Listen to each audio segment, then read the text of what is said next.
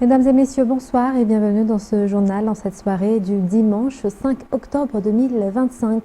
Dans les informations de ce jour, à la une, selon le communiqué publié aujourd'hui par les MONAT, l'unité regroupant l'armée, la gendarmerie et la police nationale, les mesures prises par les forces de l'ordre dépendent du comportement des manifestants. Certains manifestants respectent l'organisation mise en place dans certaines zones de la capitale et dans les autres régions, mais d'autres se montrent violents et portent même des armes, indiquent les MONAT. L'enquête sur les violations de la loi se poursuit et des dispositions particulières seront prises pour protéger les journalistes professionnels ainsi que la sécurité des citoyens, selon le même communiqué rapporté par Niana Martina et Secha Anjenab dans ce reportage. Malgré les manifestations survenues dans plusieurs grandes villes et certaines zones de la capitale, la plupart des régions sont restées calmes, permettant aux habitants de poursuivre leurs activités quotidiennes, d'après le rapport diffusé aujourd'hui par les MONAT. Le communiqué émanant de cette structure qui regroupe l'armée, la gendarmerie et la police précise également que dans plusieurs endroits où des rassemblements ont eu lieu le 4 octobre, les événements se sont déroulés dans le calme sans affrontement avec les forces de l'ordre. Toutefois, les MONAT rapportent également que certaines manifestations ont été marquées par des actes de violence et des tentatives de provocation à l'encontre des instructions des forces de sécurité.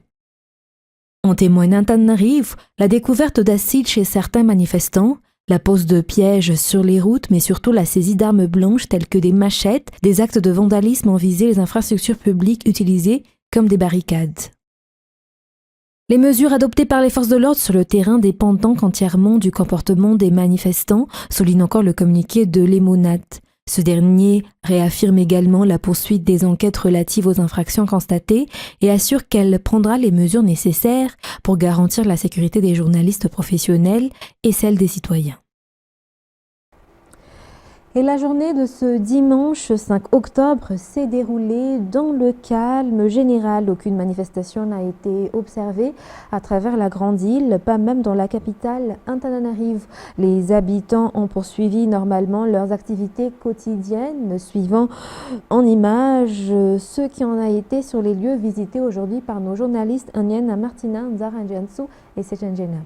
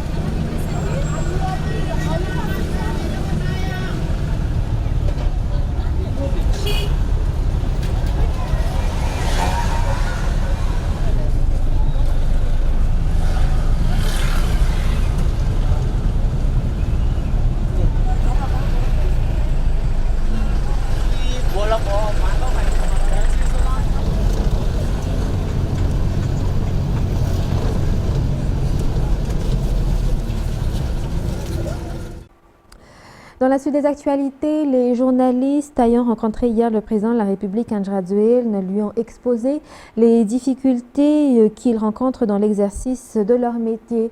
Était présent à cette rencontre la présidente de l'Ordre des journalistes de Madagascar au OJM, le bureau régional de l'OJM pour Analamangue, ainsi que les présidents des associations de journalistes. La rencontre s'est tenue au Palais d'État. Diavelou, reportage. Lors des échanges sur les problématiques du métier de journaliste à Madagascar, le gouvernement a promis plusieurs mesures, notamment l'amélioration du statut des journalistes. Ainsi, une concertation multipartite sera effectuée pour la création d'un corps de métier de journaliste afin de redonner toute sa valeur et sa dignité à la profession. L'accès aux sources d'information fait également partie de ces mesures. À cet effet, tous les ministères seront désormais tenus de donner l'accès aux informations. Il a également été décidé l'uniformisation et identification professionnelle. Ainsi, les journalistes recevront un gilet de presse officiel portant un numéro matricule OJM, un gilet qui sera personnel et non transférable garantissant leur sécurité et facilitant l'accès à l'information sans qu'il ait besoin de produire une invitation écrite. Le renforcement de la formation des journalistes sera également au programme avec l'organisation de formations dans toutes les régions du pays. Par ailleurs, l'exonération fiscale sur les équipements professionnels sera effective à travers un décret qui sera publié pour permettre aux journalistes d'être exonérés de droits de douane sur l'importation de leurs équipements de travail. Il y aura aussi la révision de la loi sur la presse en ligne pour distinguer clairement les entreprises de presse en ligne et les journalistes professionnels, des simples utilisateurs de réseaux sociaux ou des administrateurs de pages personnelles. Tous ces points ont figuré parmi les principales doléances exprimées par les journalistes, selon les représentants qui ont rencontré le président hier. Les journalistes espèrent désormais la mise en œuvre de ces engagements. Dans l'actualité économique de ce soir, une nouvelle variation des prix du carburant a été constatée dans les stations-service à travers le pays à partir d'aujourd'hui. Le litre d'essence a baissé de 30 ariars, tandis que le litre de gazole et celui du pétrole lampant ont connu une hausse. Rappelons que ces ajustements mensuels des prix du carburant s'inscrivent dans le cadre du mécanisme d'ajustement automatique des prix appliqué à Madagascar depuis le début de cette année 2025. Reportage de Aniana Martina et Asnara Fanzonari. La baisse du prix du litre d'essence s'est poursuivie pour ce mois d'octobre selon les nouveaux tarifs en vigueur à partir de ce mois.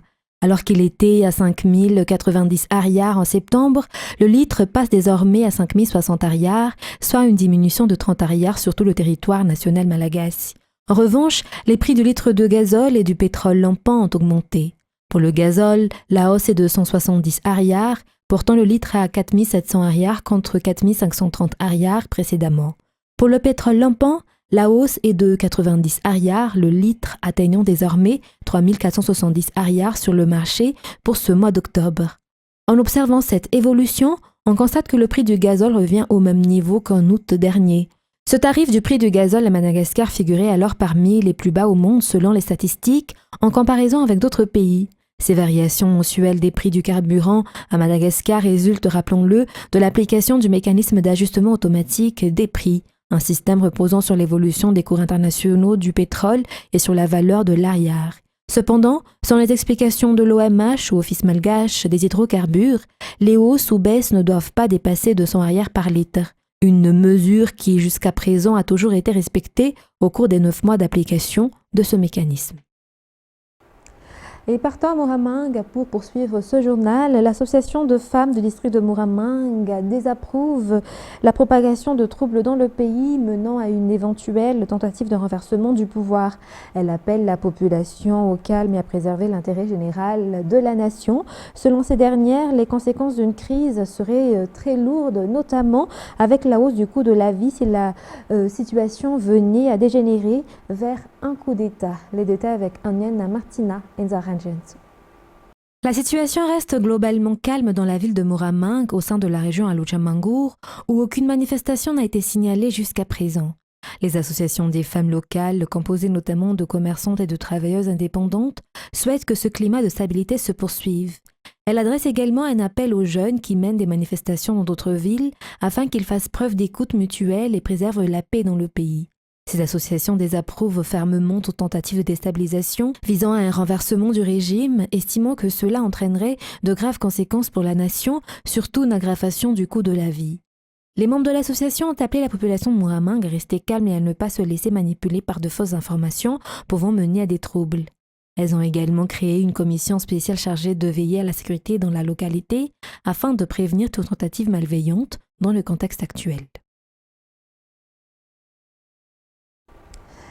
Et les étudiants bars répartis dans tout Madagascar sont sortis de leur silence pour réclamer la paix et la stabilité, conditions nécessaires à la poursuite de leurs études selon leurs déclarations.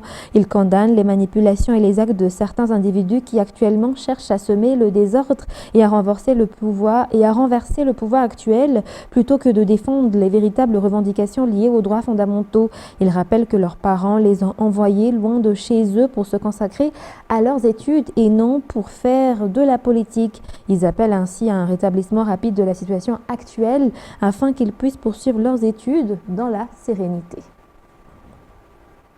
Parlons éducation pour poursuivre ce journal. La construction d'infrastructures destinées à l'éducation se poursuit dans la partie sud de l'île. Une EPP de 2 salles de classe a été construite dans le Fukuntan d'Ampasi Mourafé, nos communes de Soniran, région Anossi. Cette réalisation témoigne de la collaboration entre les élus et les responsables locaux, mais aussi de l'effectivité de la décentralisation, a souligné le gouverneur de la région Anossi. Reportage toujours de Onienne Martina.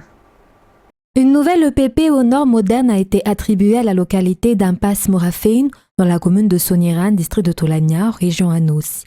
Cette infrastructure s'inscrit pleinement dans la politique générale de l'État, qui fait de l'éducation une priorité nationale, selon les explications. Le développement durable repose sur la stabilité et la paix, a-t-on également rappelé. La région Anos fait partie des bénéficiaires des changements apportés par le régime dirigé par le président Andraduin. Ce projet a été réalisé grâce à une collaboration avec le programme MIOND, financé par la Banque mondiale. Cette EPP moderne comprend 2 salles de classe équipées de bancs. Lors de la cérémonie d'inauguration, une distribution de fournitures scolaires a également été organisée. Et dans les actualités internationales de ce soir, le parti au pouvoir en Géorgie a remporté hier, samedi 4 octobre, des élections locales marquées par une tentative d'éruption de manifestants pro-démocratie dans le palais présidentiel, repoussé par la police qui a fait usage de gaz lacrymogène et de canons à eau. Les détails avec France 24. Derrière ces grilles, le palais présidentiel géorgien. Un groupe de manifestants vient de tenter de pénétrer à l'intérieur de l'enceinte. Ils sont repoussés par la police. Cette dernière n'hésite pas à faire usage de canons à eau. Conclusion d'une journée où des dizaines de milliers de personnes ont défilé dans les rues de la capitale Tbilissi, toutes venues dénoncer une dérive autoritaire du parti au pouvoir Rêve géorgien et sa proximité avec la Russie. On se bat pour nos droits, notre indépendance. On veut que notre pays soit membre de l'Union européenne. On ne veut pas devenir russe. On ne veut pas intégrer la Russie et revenir à l'Union soviétique. Donc on se bat pour nos droits, notre indépendance, mais aussi pour la justice et les droits humains. Une mobilisation organisée le jour même d'élections locales et à l'appel de cet homme, Pahata Bourkouladze. Ce dernier a été arrêté peu après et serait désormais hospitalisé en soins intensifs pour une crise cardiaque. Illustration de plus de mois de répression d'opposants, militants et journalistes par le pouvoir. Rêve géorgien, lui, revendiquait sa victoire dans les urnes et dans toutes les villes du pays et dénonçait la violence des manifestants. Nous avons prévenu ces individus que des mesures strictes seraient prises, et c'est le cas. Toute tentative de violence sera stoppée et des mesures fermes continueront à être appliquées ces prochains jours. Ce que nous avons vu au palais présidentiel est un crime et chaque personne impliquée dans cet acte violent devra assumer ses responsabilités. Cette mobilisation de l'opposition pro-occidentale en Géorgie a débuté en octobre de l'année dernière, lorsque Rêve géorgien a proclamé sa victoire lors d'élections législatives qualifiées de truquées par ses opposants. Dès son arrivée au pouvoir, le gouvernement a gelé les discussions d'adhésion à l'Union européenne, après avoir pourtant promis le contraire. Et la Syrie se dote aujourd'hui, dimanche 5 octobre, de son premier Parlement de l'ère post-Assad. La formation de ce Parlement devrait consolider le pouvoir d'Ahmad al-Shara, qui nomme lui-même un tiers des membres de provinces du nord-est de la Syrie sous contrôle des Kurdes, ainsi que celles à majorité druze de Soueida, théâtre de récentes violences, sont exclus du processus. France 24.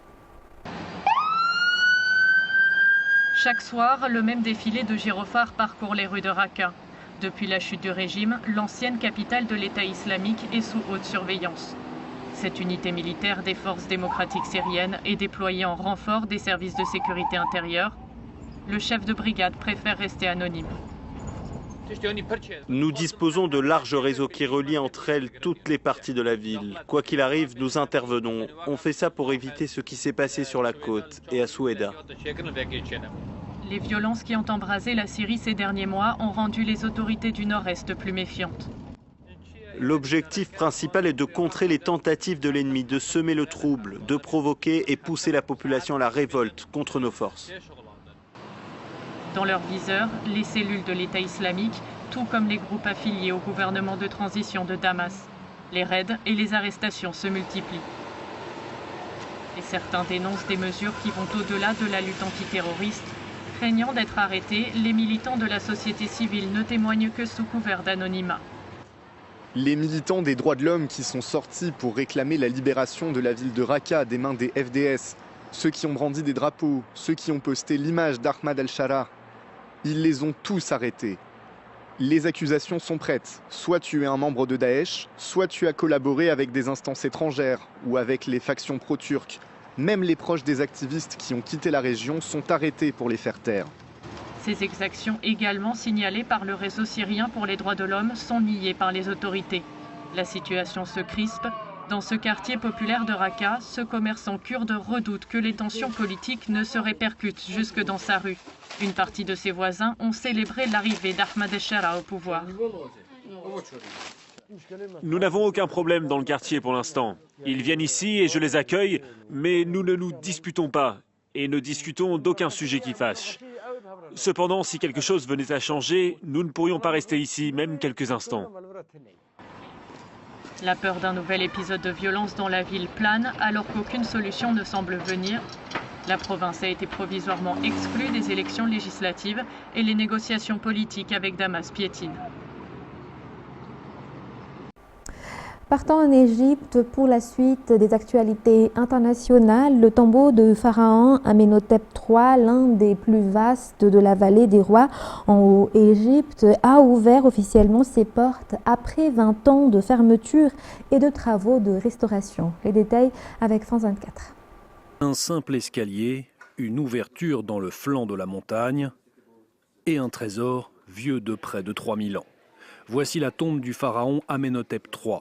Situé non loin de la ville de Luxor, ce tombeau, l'un des plus vastes de la vallée des rois, vient de rouvrir ses portes au public après une très longue restauration, près de 20 ans.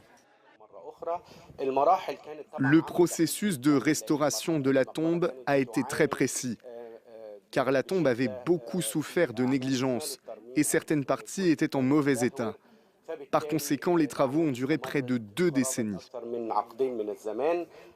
Selon les égyptologues, les peintures murales ornant cette tombe sont parmi les plus remarquables de la vallée. Amenhotep III, mort en 1349 avant Jésus-Christ, a régné pendant plus de 40 ans. Une période de prospérité, de stabilité et de grandeur artistique pour l'Égypte. Redécouverte en 1799 par l'expédition napoléonienne, la tombe était fortement endommagée, mais aussi pillée. La restauration, elle, a été pilotée par le gouvernement japonais et l'UNESCO. C'est un long processus, ce fut une intervention globale à long terme et bien sûr vous verrez en entrant quelle est l'essence de toute la connaissance que nous avons pu utiliser, car il ne s'agit pas seulement de peinture murale, ce n'est pas une question de peinture, ce n'est pas une question d'esthétique, c'est une question de manière dont cette tombe remarquable a été restaurée. Une grande partie des ouvrages funéraires de cette tombe se trouve répartie aujourd'hui dans différents musées, en France, aux États-Unis ou au Japon. La momie et le sarcophage du pharaon sont eux conservés au musée du Caire. Mesdames et messieurs, c'est la fin de ce journal. Nous vous remercions de votre fidélité. Très bonne suite de programme et très bonne soirée sur Viva. Au revoir.